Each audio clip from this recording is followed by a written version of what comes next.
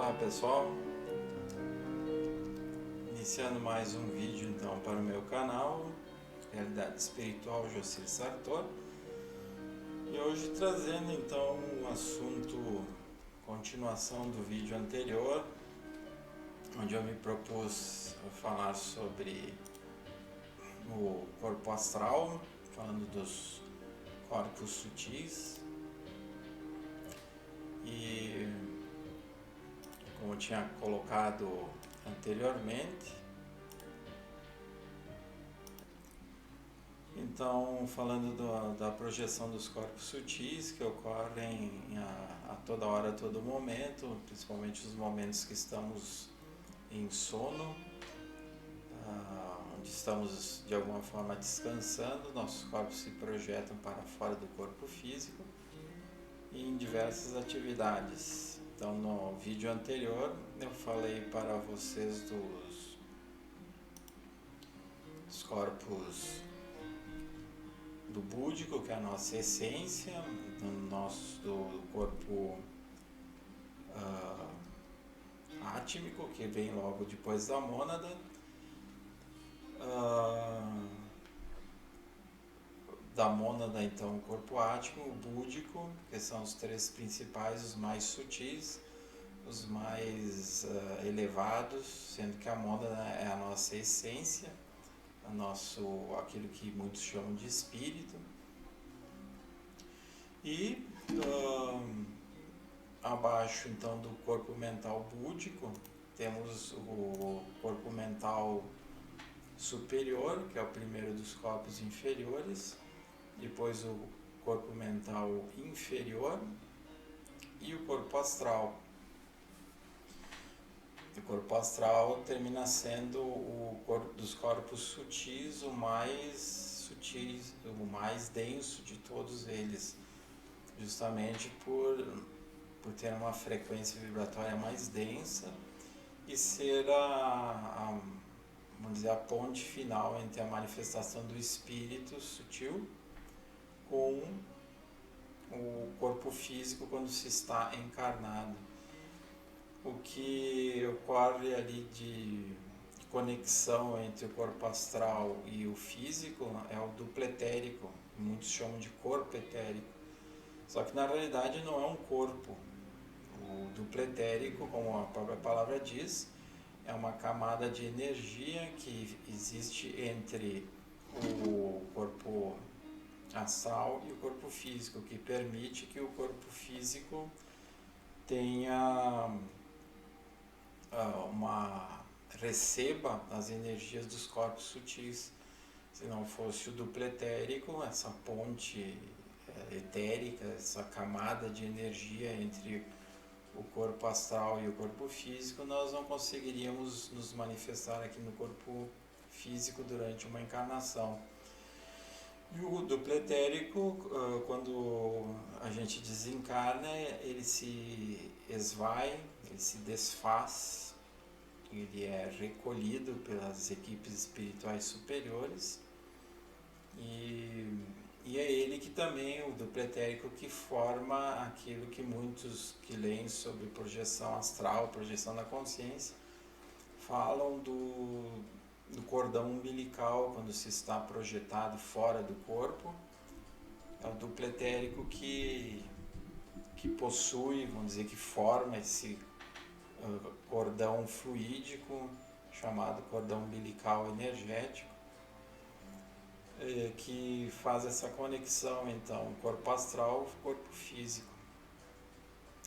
Então, falando do corpo astral, né, que também é chamado por muitos de corpo emocional ou psicossoma, ele é o corpo responsável por registrar então todas as experiências de ordem emocional vivenciadas ao longo das várias encarnações que temos, e ele recebe dos corpos mais sutis dele, em relação a ele, que é o mental inferior, o mental superior e os outros três mais sutis ainda, os fluxos de energias que são também, além de energias vitalizadoras, ele recebe as informações que vêm lá da mônada, a nossa essência, e vai passando como uma escadinha, vai fluindo de corpo a corpo até chegar ao corpo astral.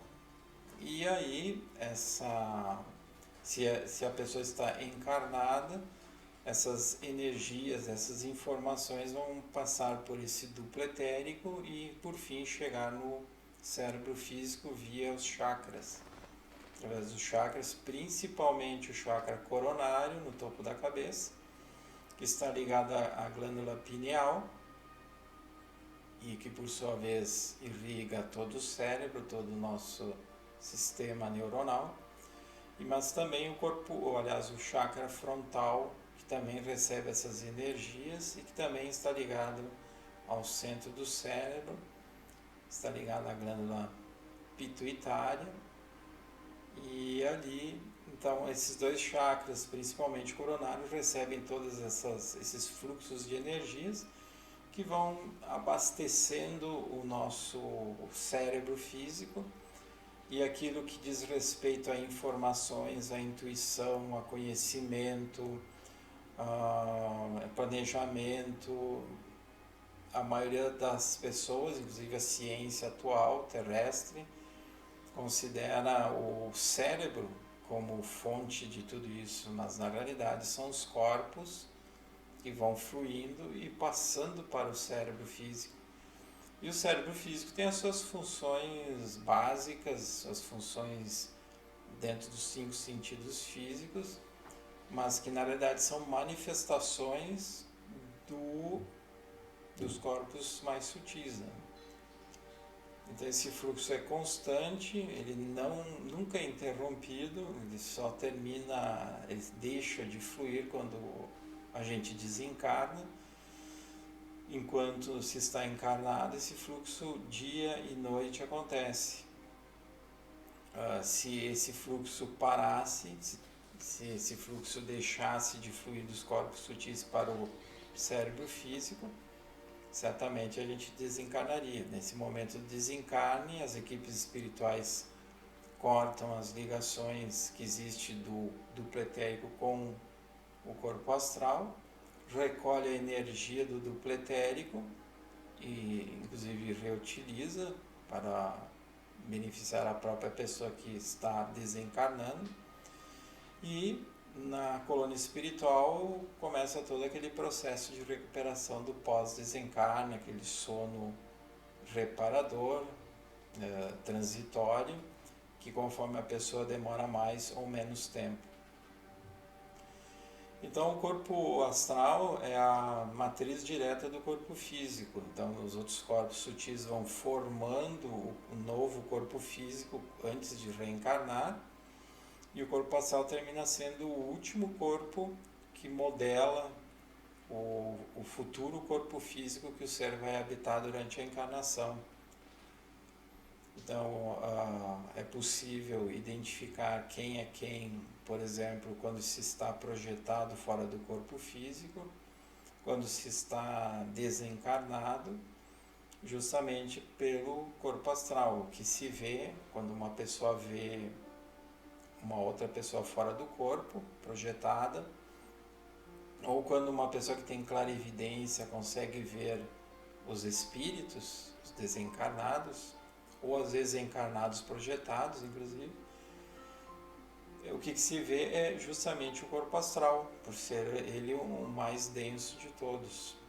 Então, também no corpo astral é o corpo que fica registrado as imperfeições kármicas que a pessoa pode trazer na nova encarnação. Então as deficiências, as limitações, seja de ordem mental, seja de ordem emocional, seja de ordem física, defeitos físicos, limitações físicas, quaisquer que sejam, ficam imprimidas, registradas no corpo astral.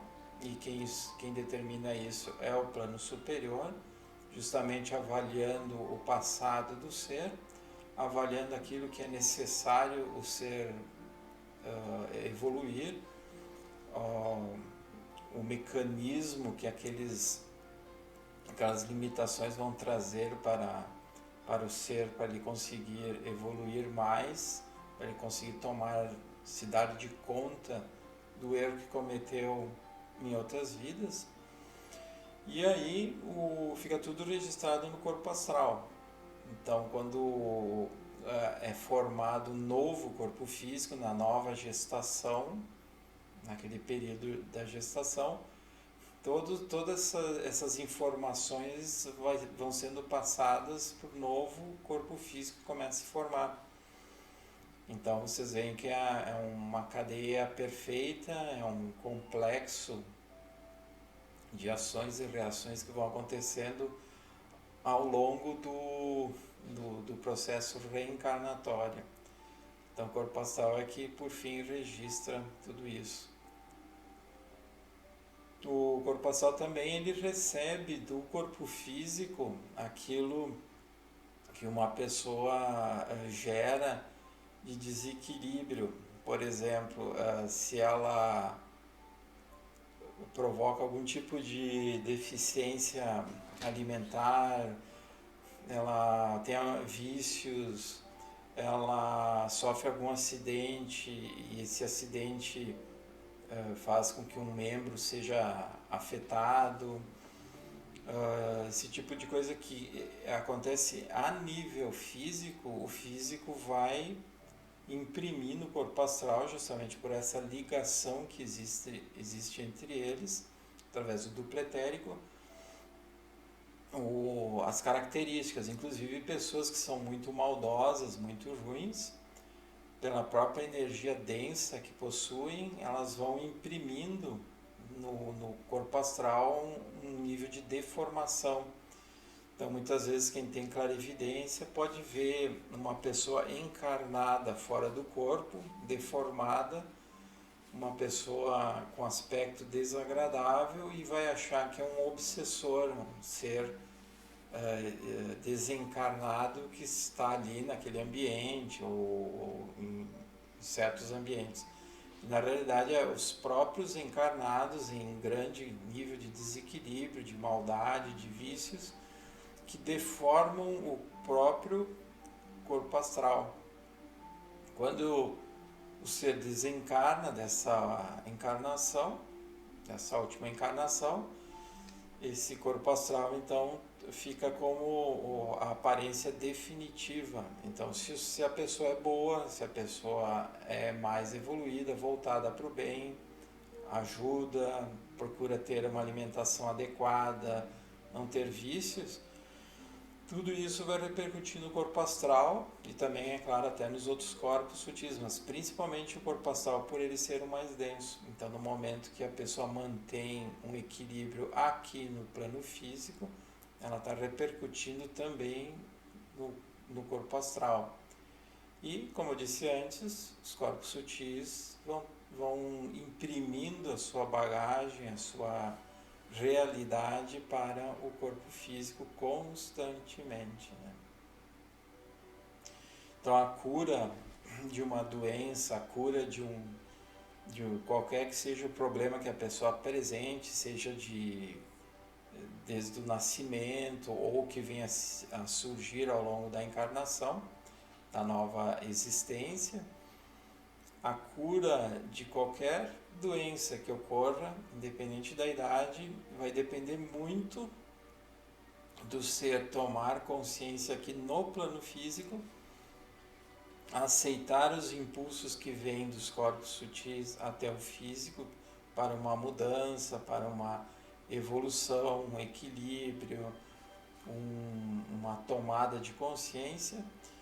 E também, obviamente, os impulsos que vêm dos amigos espirituais superiores, que acompanham o ser na nova encarnação, que vão imprimir também esses impulsos evolutivos para que o ser desperte, para que o ser se liberte das negatividades do próprio ego, se liberte dos erros cometidos, dos desequilíbrios que um dia gerou, né?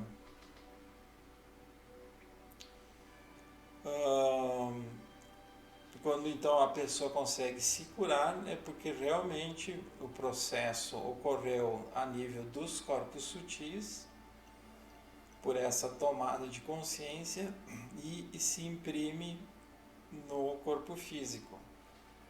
Então, é por isso que muitas pessoas não conseguem se curar, mesmo sendo feitas cirurgias espirituais, mesmo com a intervenção dos amigos maiores em vários momentos para trazer novas energias para o ser. O próprio ser pede nos seus momentos de preces, de pedido de ajuda, pede a Deus, pede a Jesus, pede ao plano superior. Na realidade é tudo a mesma coisa, né? Deus, claro, é o supremo criador. Jesus é o governador desse nosso planeta, é a hierarquia, o logos do nosso planeta, que coordena a evolução desse planeta e dessa humanidade.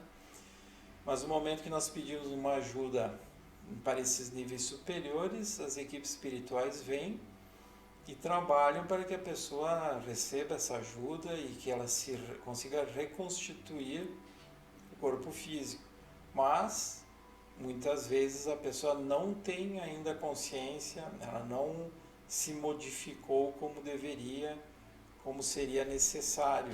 E aí o que acontece? A cura não se manifesta, a cura não surge.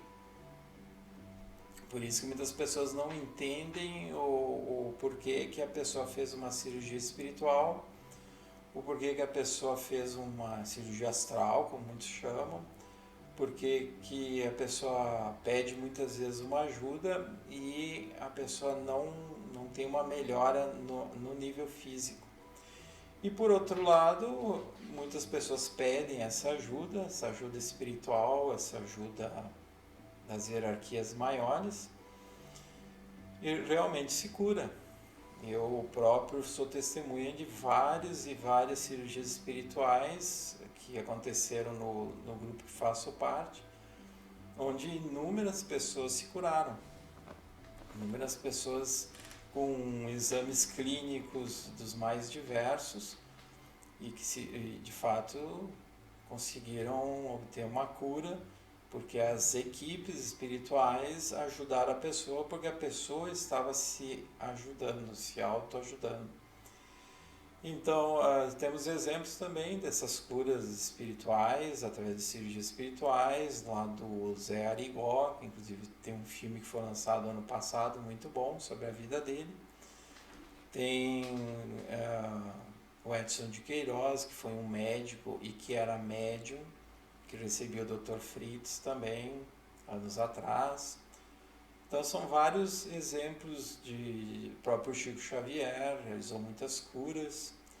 Então, são vários exemplos e sem contar inúmeros outros centros espíritas que existem, principalmente aqui no Brasil, ou grupos espiritualistas sérios que realmente conseguem se manifestar. Na verdade, o plano espiritual se utiliza dessas estruturas aqui no plano físico, os grupos espiritualistas, os centros espíritas, para conseguir enviar essa ajuda aos encarnados. Então, na realidade, não é aquele centro espírita, não é aquele grupo espiritualista que realizou a cura, mas sim as equipes espirituais que coordenam todo esse trabalho. Então, esse trabalho de cura vai acontecer intervindo, as equipes espirituais intervindo no mental superior, no mental inferior, no corpo astral e, por fim, em última etapa, no corpo físico. Porque o mais importante de tudo é haver a cura do espírito, o ser se conscientizar que tem que mudar, que tem que evoluir, que tem que transcender vários aspectos. No momento que o ser se conscientiza, se desapega dos aspectos mais densos, que é o próprio ego do ser, né? Ele termina tendo esse merecimento porque a lição foi aprendida. Então, para que sofrer se não há necessidade? Para para que ficar doente se não há necessidade, né? Então, esse é o caminho da cura, né? O caminho que ocorre desde os corpos sutis até o corpo físico, como um todo, né? É um conjunto, é um fluxo. É importante a gente ter em mente que é um fluxo constante de energias e que quem mais bloqueia essas energias somos nós mesmos, com os nossos pensamentos, com os nossos sentimentos inferiores, perturbados, desarmonizados. Aqui eu botei uma cena do filme Nosso Lar, e nessa cena do filme então mostra um trabalho que foi realizado no André Luiz após ele ser retirado das zonas umbrais, onde ele ficou 8 anos perturbado nessas zonas inferiores.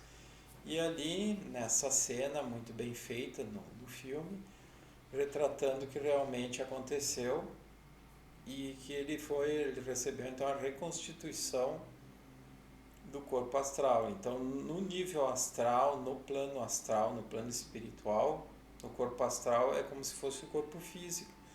Ele é tão denso a nível do corpo, do plano astral, né, que parece realmente que a pessoa está de corpo físico ali. Por isso que muitas pessoas, quando desencarnam, não entendem que desencarnaram.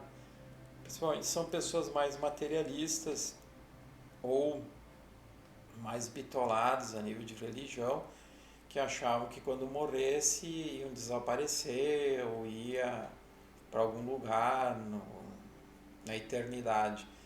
Quando a pessoa acorda no plano espiritual, na colônia espiritual, e ela se vê, ela se apalpa, ela vê o próprio corpo dela, ela vê os amigos maiores, que nem esse amigo maior que estava ajudando nesse momento o André Luiz com energias.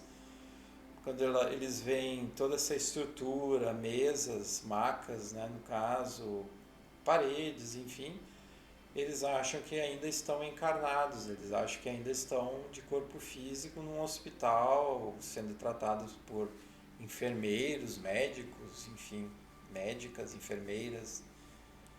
E na realidade, então, é tudo no nível astral. Então, é o corpo astral que fica ali sendo trabalhado, sendo reconstituído no pós-desencarne. Ou, naquele caso que eu falei antes das cirurgias espirituais, os corpos sutis são desdobrados pelas equipes espirituais, e eu saliento pelas equipes espirituais. Os corpos sutis são desdobrados somente e são levados justamente nas colônias espirituais e em alguns casos até em centros intraterrenos para serem trabalhados. E lá eles recebem as energias necessárias para reconstituir, para reequilibrar, para atingir uma reharmonização. E também o corpo físico é trabalhado por essas equipes espirituais maiores, porque o corpo físico também necessita uma reconstituição que foi afetada, na qual foram afetados órgãos, estruturas físicas mesmo. Então ali é mostrado, né, uma energia aqui nessa espécie de,